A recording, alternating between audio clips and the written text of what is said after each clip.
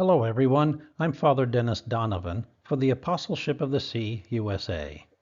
I'm here to briefly tell you a story which is remarkable, but true, and I hope you'll join me in prayer and promoting this story to your friends. To set the stage, let's begin with a brief visit to Tampa, Florida. Tampa has some wonderful places to visit, like the Tampa Zoo, Busch Gardens, and Ybor City, where they hand-roll cigars. There's also a port which services many of the major cruise lines. The centerpiece of the harbor is the Florida Aquarium, a beautiful museum with a glass atrium. It contains stunning exhibits of marine life and a gigantic shark tank with real sharks.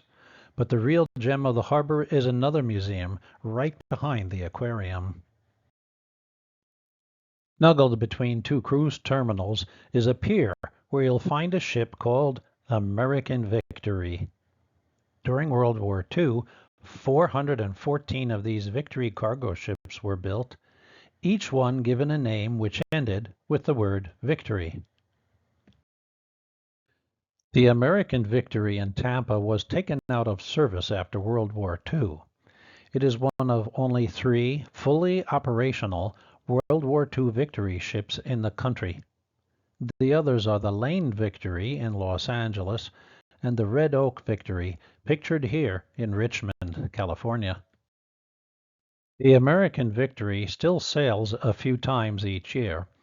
It is now a museum, open to the public, and listed on the National Register of Historic Places.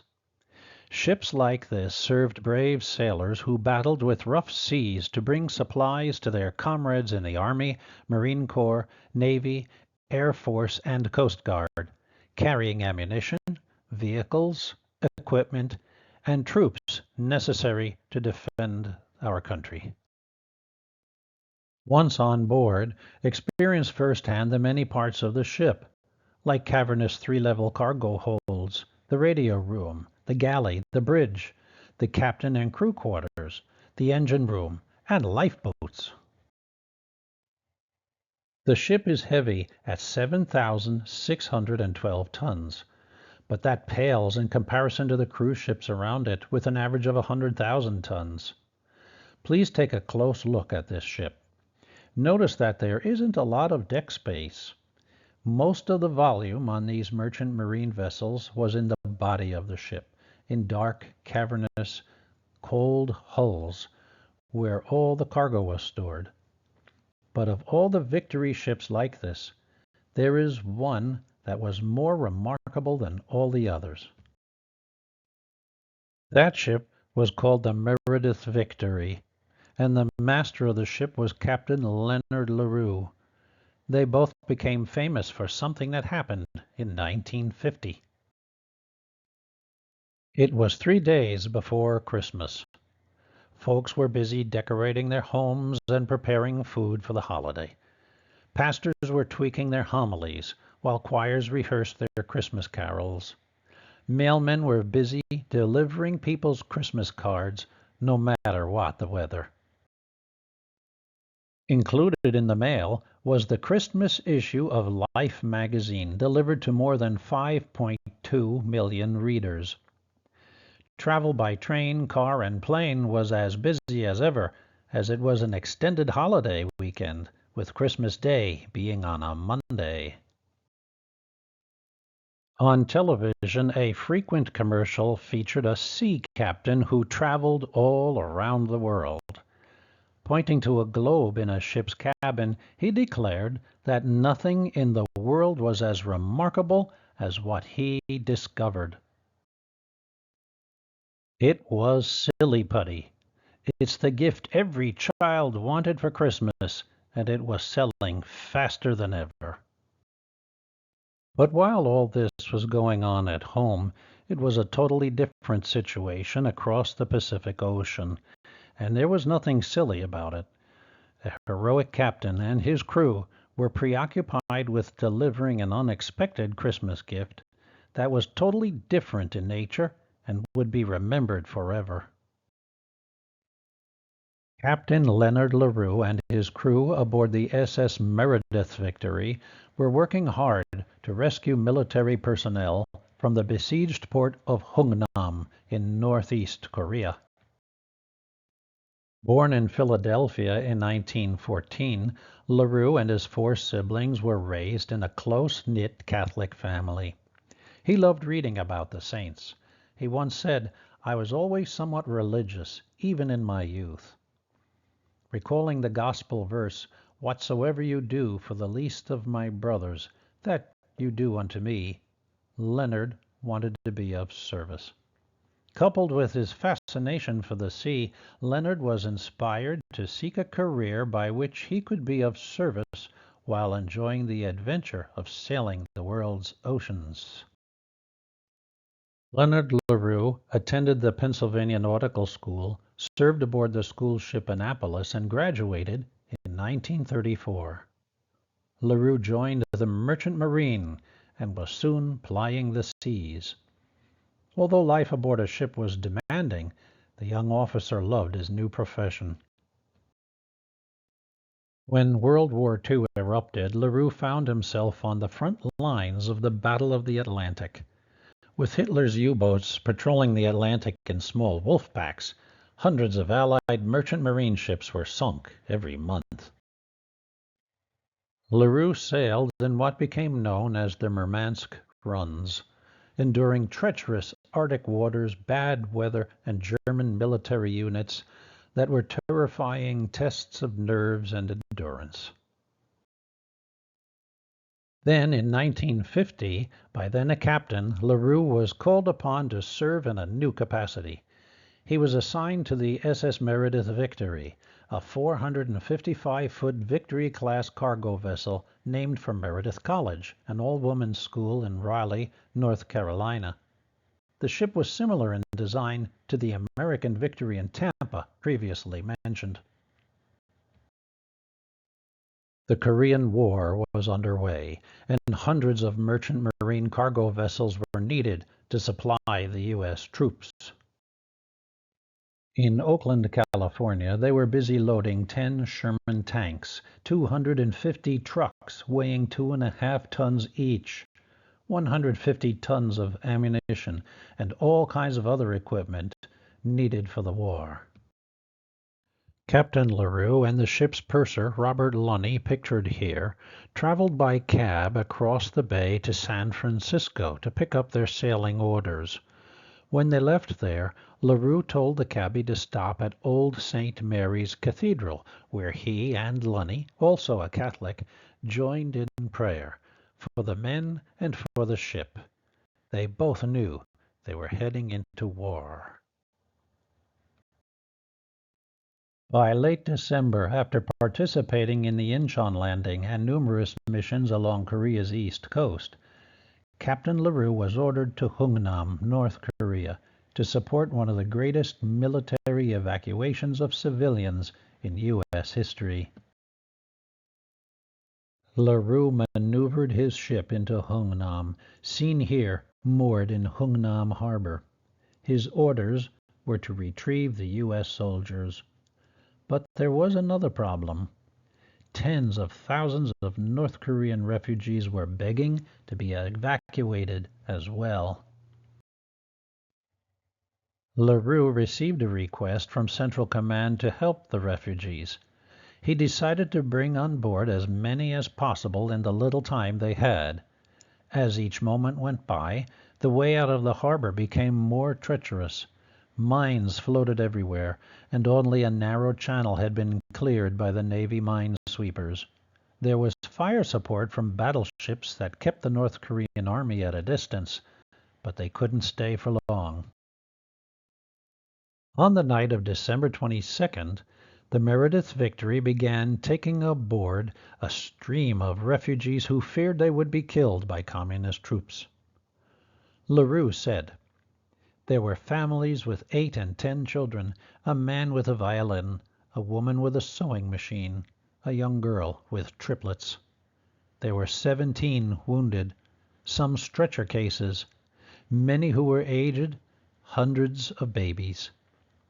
Finally, as the sun rode high the next morning, we had 14,000 human beings jammed aboard. It was impossible, and yet they were there.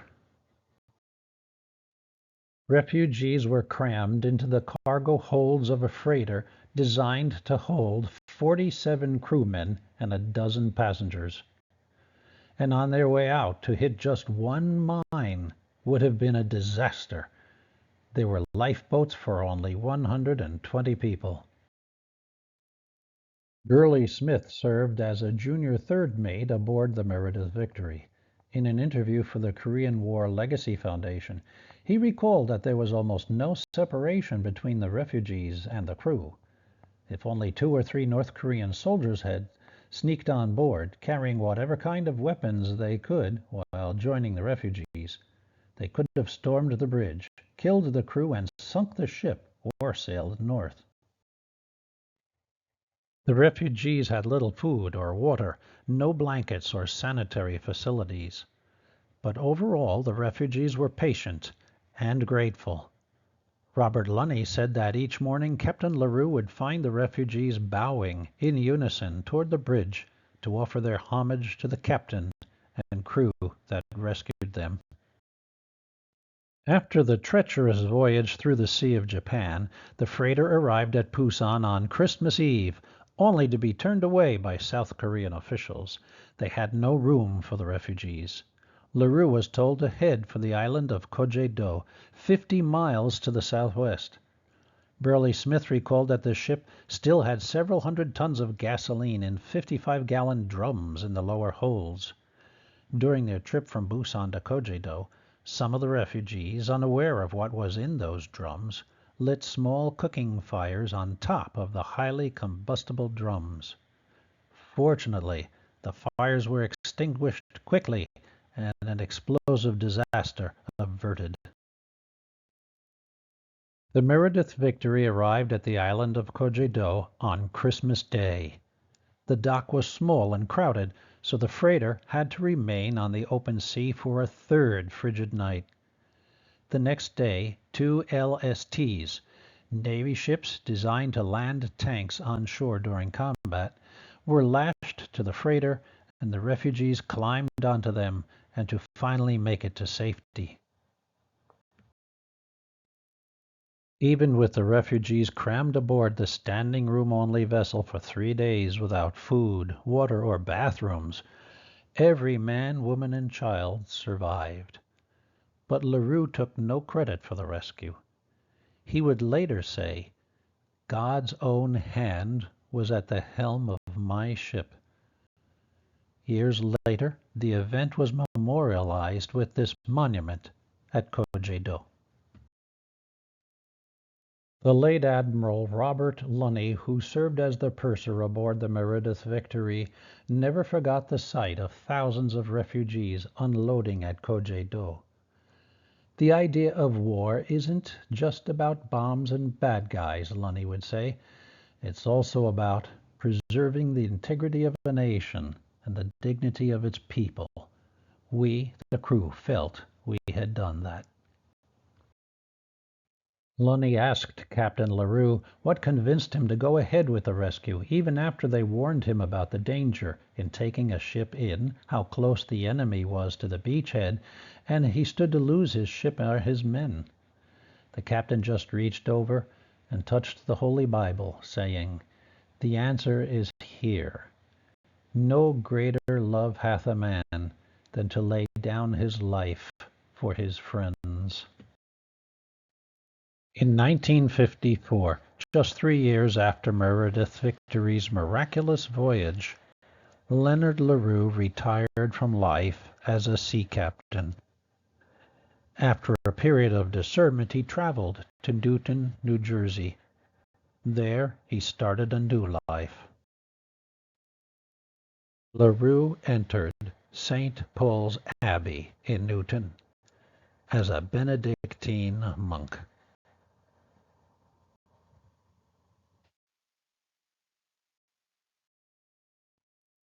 In his book, The Mariner and the Monk, Philip Lacovara describes what life was like at the Abbey. LaRue chose the name Marinus, not, as was sometimes reported, because he had been a merchant mariner, but as a male version of the name Mary, the mother of Jesus. On Christmas Eve 1955, the 5th anniversary of the miraculous rescue, Leonard LaRue was admitted as a novice with the intention of staying at the Abbey for the rest of his life. A year later, on Christmas Day 1956, Marinus made his first vows. As a monk, he would strive continually to improve his personal behavior and faithfully live his monastic vocation. He had a special reverence for Our Lady of Fatima and prayed the rosary daily for the conversion of Russia. He blended well with the other monks and enthusiastically did as he was asked.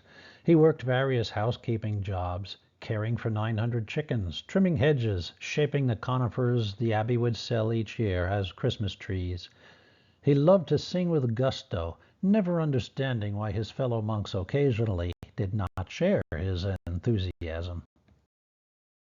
Brother Marinus did leave the monastery one day in 1960 under obedience to his abbot for a visit to Washington, D.C. By an act of Congress for his bravery and leadership, he was awarded the Merchant Marine Meritorious Service Medal, the Merchant Marine's highest honor. His crew also was decorated, and the SS Meredith Victory was given the title Gallant Ship, the only merchant marine ship and crew serving during the Korean War to receive such an honor. He always remained a humble man. The late Father Gus Beck, a native of Korea and director of Salesian missions, once visited Brother Marinus. One day, he said, Brother Marinus offered to show me a few photos taken aboard the Meredith Victory with the Korean refugees. He told an amazing story. But Brother Marinus never once mentioned that he was captain of the ship. By the year 2000, the number of monks had declined at the Abbey, and there were serious discussions about closing it. The monks moved from their original abbey into a newer building across the street, which had once been a Benedictine school. On October 19, 2001, the monks of Waegwon Abbey in South Korea agreed to send some monks to live at St. Paul's to boost their community. In the meantime, Brother Marinus lived as a faithful Benedictine until his death on October 14, 2001, at the age of 87, just shy of his 45th anniversary. He was laid to rest in the Abbey Cemetery in Newton, New Jersey. The New York Times and many other papers across the country wrote impressive obituaries. 2 months later, Father Bosco Kim and 5 monks arrived from South Korea. They began a massive outreach to the Korean Catholic community in the USA. Today, St. Paul's Abbey has become a vibrant center of spirituality. Through his intercession, perhaps, it's ironic that while Brother Marinus rescued the Koreans, it was the Koreans that rescued Brother Marinus's Abbey. In June 2017, the new leader of South Korea at the time, President Moon Jae-in, publicly acknowledged that he owed his life to Captain LaRue. His parents were among the thousands saved aboard the Meredith Victory. The president was born 2 years later on the island of Kojedo. Former refugees who sailed aboard the Meredith Victory gathered at Dongcheon Church in Seoul in December 2018 to pay tribute to Captain LaRue and his crew. There are an estimated 1 million descendants of those rescued during the 1950 Hungnam evacuation, what is commonly called the Christmas miracle. In June of 2018, Cho Yun-jae, ambassador of South Korea to the United States, visited the grave of Brother Marinus at St. Paul's Abbey. Captain LaRue was also honored in Korea as a military war hero, the first non-Korean to be given the honor. The next time you visit Tampa, Richmond, or San Francisco, visit one of the Victory ships there and picture yourself among 14,000 people huddled aboard that ship for a few days. You'll understand the magnitude of Captain LaRue's heroic effort and his ship of miracles. On March 25, 2019, Bishop Arthur Serratelli, Bishop of the Roman Catholic Diocese of Paterson, New Jersey, started the process for the canonization of Brother Marinus as a saint in the Catholic Church. 3 months later, the United States Conference of Catholic Bishops overwhelmingly approved the cause for sainthood of Servant of God, Benedictine Brother Marinus LaRue. This process requires financial resources to pay for those doing research and background checks. For this purpose, the Servant of God Brother Marinus Guild has been created at the Apostleship of the Sea. You can make a gift online to become a member of the Guild. The recommended donation is $50, but more is accepted. There is also a prayer for the cause of Brother Marinus, which we ask you to pray daily. It too can be found at the AOS USA website.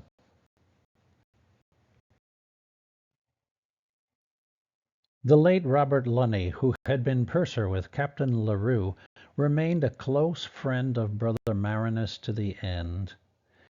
He has inspired me and many others to work for the cause of this great man. Thank you for your time, and may God bless you and your family with smooth sailing through life.